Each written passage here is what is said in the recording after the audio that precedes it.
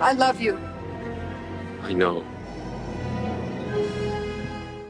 I mean, is it weird to say that I kind of wish Harrison Ford was my dad? Folks, Harrison Ford is truly one of those Hollywood celebrities that really needs no introduction. I mean, the guy brought to life some of the most iconic characters in cinema history. Just mention Han Solo or Indiana Jones to any random person and they'll know who you're talking about. And while these days Harrison Ford may appear as just a grumpy old man, there was a time growing up when he was exactly the kind of man that I wanted to grow up to be. So this Friday, we've got the one and only Taylor James Johnson, and he is here ready to tell you all about what the happened to Harrison Ford. Karen Allen has described Harrison Ford's humor as that wonderful dry humor that comes at you sideways. And in a way, that's how Harrison Ford entered the public consciousness. No aspirations towards leading roles, much less superstardom, on an entirely unprecedented level. Today, from the patio of his Wyoming ranch, he sees himself more as an aviator than an actor, and spends what little time he has away from acting promoting the general aviation industry. My grandpappy was a pilot actually, and every time Harrison Ford crashed a plane, my pilot grandfather would be like, "He crashed that plane very well." So yeah, Harrison Ford earned the respect of, real pilots. He even saved a missing child once in a helicopter, right? Imagine you're a child missing in the woods and suddenly Han Solo Indiana Jones shows up. In his early career, he just saw himself as a bit player, a working actor, and a pot dealer. And I believe some of his clients were very surprised when they suddenly saw their dealer up on the screen in 1977. So yeah, everyone can pretty much agree that Harrison Ford is one of the greatest movie stars ever, just in terms of numbers and quality and just all around. But is he still as wonderful as we remember? Or is he just a grumpy old man now who, hates Star Wars? Or is he still delivering us good stuff? Let's find out. What the happened to Harrison Ford? What happened? Had a slight weapons malfunction, but everything's perfectly all right now. We're fine. We're all fine here now. Thank you. How are you? What happened? I don't know. Well, somebody must know something.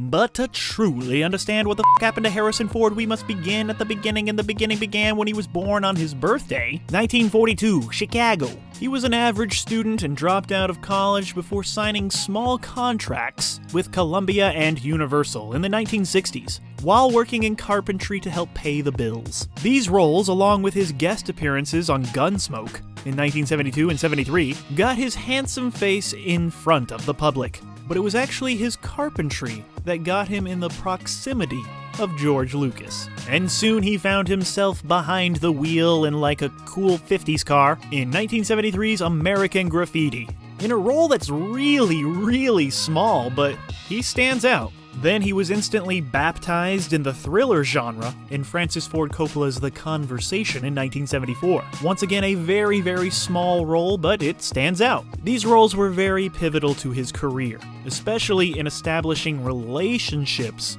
with some of the people that would help enable his massive success going forward.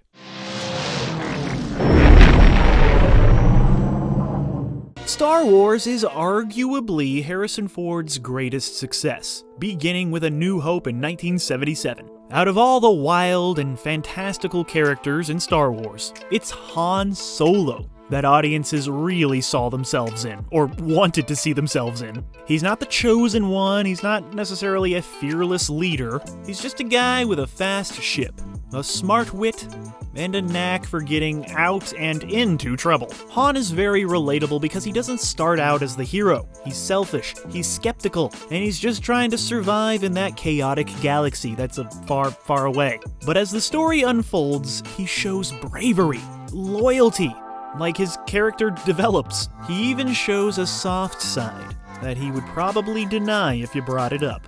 Also, I feel like I'm obligated to say that Han shot first. Most definitely.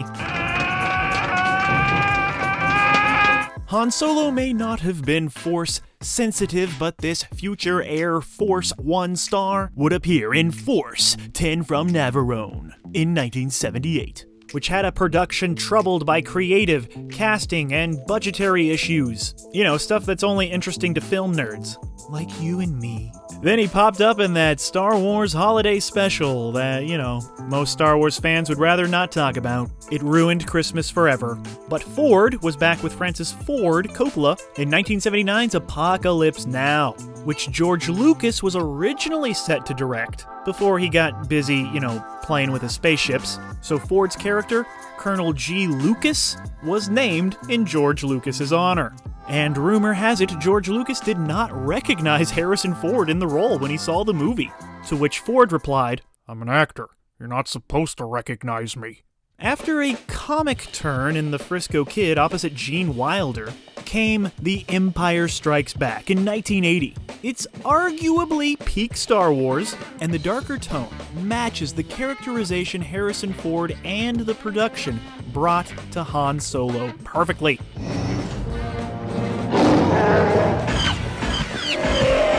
It speaks to the enduring popularity of the character, when the entire world's heart was broken, leaving us on a major cliffhanger when he was frozen in that stuff. It's called carbonite, right? And so yeah, like with many people, Star Wars would be the best thing they ever did, but not with Harrison Ford. And it was George Lucas, again, who put in a good word for Harrison Ford with Steven Spielberg after Tom Selleck dropped out of Raiders of the Lost Ark. And I think we're all glad that he did. Indiana Jones is arguably Harrison Ford's most iconic character, in a career packed with legendary roles. He's not just the hero in his movies, he is the movie.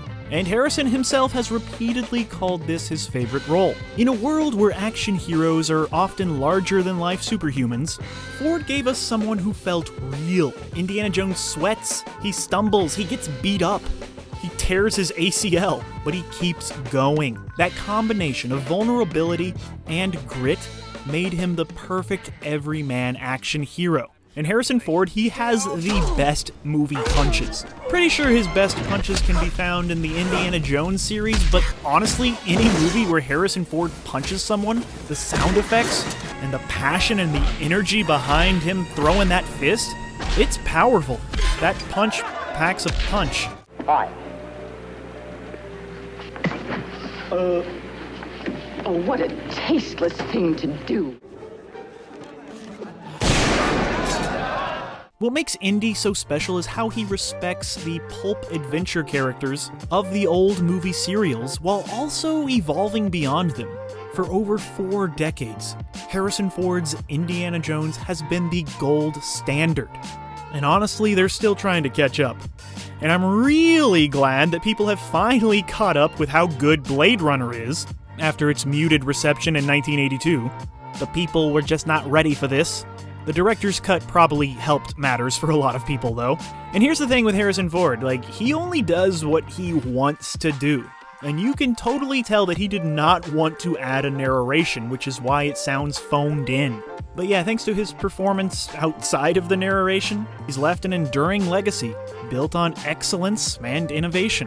My favorite part of Blade Runner is when he's just staring at the screen and telling it to zoom in for like f***ing 45 minutes. But seriously, it's a great movie. Han Solo's arc in Return of the Jedi in 1983 is a bit shallower. It's still fine, though. His charisma and his chemistry with the other characters, still there, while reluctantly stepping into a leadership role this time, as well as the character's evolving romance with Princess Leia. It's some entertaining stuff, just not as good as the other two. 1984's Indiana Jones and the Temple of Doom is a bit more campy. It's darker, it's sillier, and it's way more offensive! But Harrison Ford's performance oozes charisma and stands as a reminder of what made the character work. Then he brought us 1985's Witness, which incredibly remains Harrison Ford's only Oscar nomination. The performance, marked by a blend of subtlety and the ability to deeply evoke sympathy, is unquestionably deserving. His character is tough yet tender, torn between duty and personal connection, the life he's always known and the one he's just beginning to understand. A pretty Amish girl will do that to you, apparently. Then Harrison Ford got to play around a little bit. He got to experiment as an actor and kind of be, unlikable, which works really well in The Mosquito Coast in 1986. Then he did the romantic comedy thing in Working Girl, which was a comedic role that allowed him to show off his versatility. I don't think he punches anyone in this one. He then decided to work with controversial filmmaker Roman Polanski and made the movie Frantic, which is actually an exciting thriller. And since then, he's kind of been the go-to guy for thrillers of that era, because he's great at it. Thrilling. Then, in 1989, we got the final Indiana Jones movie, the last one with The Last Crusade. Oh wait, no, they kept making them, but this one feels like the last one. Should have been. But yeah, the novelty of seeing James Bond and Indiana Jones together perhaps was the main draw. Part of why it feels so special is that the character of Indiana Jones is actually inspired by Sean Connery's portrayal of Bond. It's just perfect casting all around. Dad! Oh, Dad! Oh, Dad! What? 1990's Presumed Innocent is a great courtroom thriller carried by tight performances, especially from Harrison Ford. But it was his turn in Regarding Henry that made us all see something else in Harrison. It's a brilliant performance in a shallow, cliche movie. And spoiler alert for this 35-year-old movie, but his reactions and the physicality when the movie is set in motion by his character being shot is shown in acting classes. And maybe gun safety classes too. Then Harrison Ford took on another iconic character, Jack Ryan, giving us some of the best action political thrillers ever. Patriot Games and A Clear and Present Danger, they just don't make movies like this anymore. Like, the action is so real, and the drama, it's so real, and they just fit perfectly. Like, look at this fight on a boat. Like, why aren't all movies this good? And in between those Jack Ryan movies, he gave us The Fugitive. Ford's frantic performance combines with and carries the mystery. And the set pieces in the movie, they never lit up. Once again, why don't they make movies this good anymore? This one got him a Golden Globe nomination, but I think it's Oscar-worthy too, y'all. If you care about that stuff, which I don't. I don't care! The Oscars mattered more in the 90s, just admit it. The year 1995 brought us Sabrina, not the teenage witch, but the romantic comedy. And it feels weird to call 1997's Air Force One late-stage Harrison Ford, but it does mark the end of an era of a particular type of movie for him. This is the first time Harrison Ford played a president, and I think this is one of my favorite Die Hard ripoffs. It's Die Hard on a presidential plane. And when Mr. President says, "Get off my plane," that is one of the most badass lines in any movie ever. Yeah, America! But Air Force One also feels like the end of an era of Harrison Ford being in good movies. There was The Devil's Own, it was fine. 6 Days, 7 Nights, he plays a grumpy pilot. It's fine. Random Hearts in 1999, it's a romantic mystery and it's also fine. But I do think I enjoy What Lies Beneath more than most people. It was nice to see Harrison let out his dark side. Before we continue with our video, here's a reminder to click the Store tab on any of our JoBlo channels and browse our collection of the latest and freshest designs in our merch store. Go get you some. I thought that K-19 The Widowmaker would be a big comeback for him, but it was not. And I thought Hollywood Homicide would pretty much end his career. It didn't. It almost did, though. This lame movie sounds good on paper, but it was a floppity flop. And yeah, this hurt Harrison Ford, but not as much as it hurt Josh Hartnett. Then there was Firewall, which was also fine. He's never bad in any of these movies, but they're just not as good as his other ones. 2008's Indiana Jones and the Kingdom of the Crystal Skull is a good case study in hype versus expectations. The band of Harrison Ford, Steven Spielberg, and George Lucas being back together made for a fun, solid popcorn flick, but the reliance on the horrible CGI and taking a little too deep of a dive into the science fiction realm and Shia LaBeouf and those monkeys, no amount of nostalgia could make this good for anyone. And yeah, so that was the final Indiana Jones movie ever made because it was so bad. Oh wait, no, they tried again. We'll get to that later.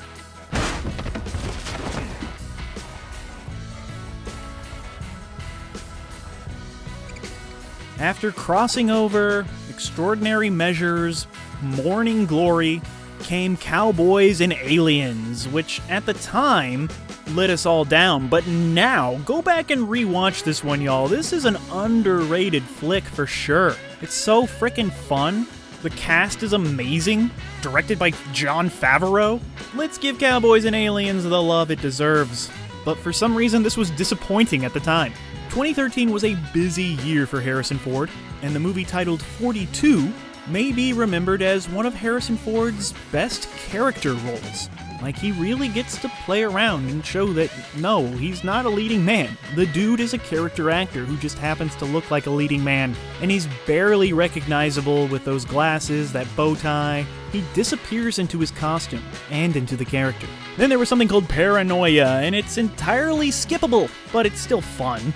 Then he would return to the science fiction genre up in space, so we were like, oh, this might be cool, but, you know, it was Ender's Game, and if you like this movie or not seems to do with how much you like the books, which I haven't read them, so I hate Ender's Game. Also in 2013 was Anchorman 2, The Legend Continues. So, yeah, if Ford has a weakness, it would be his comedic roles. But his gravitas and reputation make him a great straight foil to those conventional comedic performers, thus enhancing the humor through contrast. So what we're trying to say here is Harrison Ford not being funny is funny. Then he decided to join the cast of Expendables. In Expendables 3, you know, he was doing his helicopter thing, I think, and, you know, just basically going, hey, look, I'm here too, which is really all you can ask from an Expendables movie. Then, after doing The Age of Adeline, Harrison Ford did something that nobody thought he would ever do, because he doesn't seem to like Star Wars, but yeah, he returned to the Star Wars franchise for Star Wars: The Force Awakens, which is one of the best and most forgivable nostalgia-baiting appearances in a recent movie. It's like, yeah, we know what y'all are doing, and it works. Sorry, I like it. At the time, it made us think that Star Wars was heading in a good direction.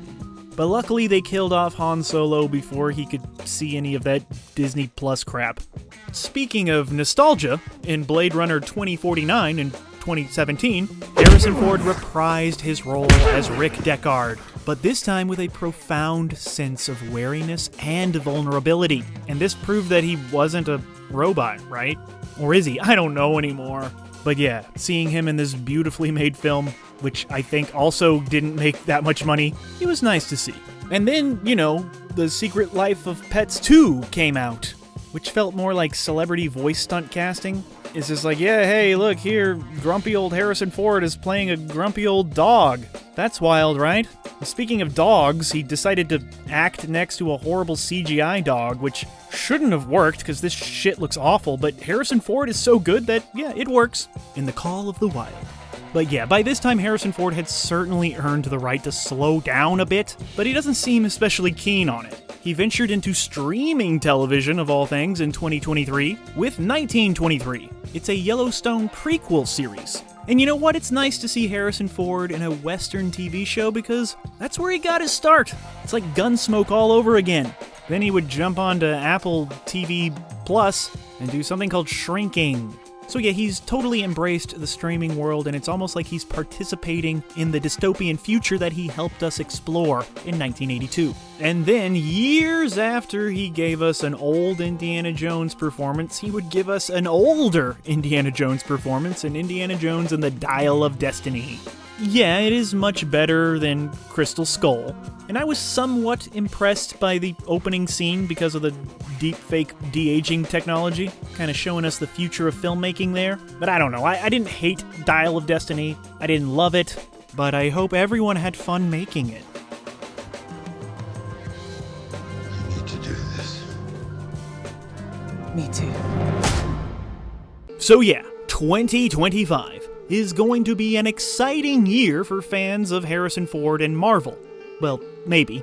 You never know nowadays. But yeah, Harrison Ford, he's going to play a president again, taking over the late William Hurt's role in Captain America: Brave New World. William Hurt was a great actor, but I can't say that this is a downgrade, especially from a marketing perspective. You know, it's an election year, there's a new president, so maybe people will feel like this movie is relevant or whatever. But yeah, based on the trailer, I guess it looks pretty cool when he hulks out and it's red this time. Wow. so cool. So yeah, who knows, maybe this will save the MCU or maybe it will end it. Don't get me wrong, I really want this movie to be good, but I'm getting Disney Plus vibes from it, you know? Not in a good way. It just doesn't feel like a real movie for some reason. Harrison Ford's career is nearly unmatched in longevity and cultural impact. He's made countless characters iconic because he is iconic. From the very start, his gravitas, his charisma have been undeniable.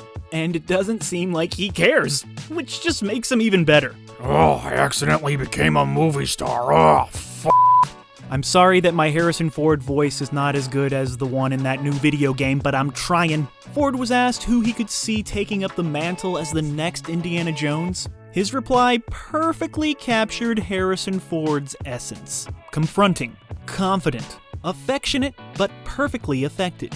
He said, don't you get it? I'm Indiana Jones. When I'm gone, he's gone. We all hope we'll have Harrison Ford with us for a long time yet. But when he's gone, he won't be. Not really. Not ever. So yeah, nobody should give a fuck about what the fuck happened to Harrison Ford because he's doing just fine. I know.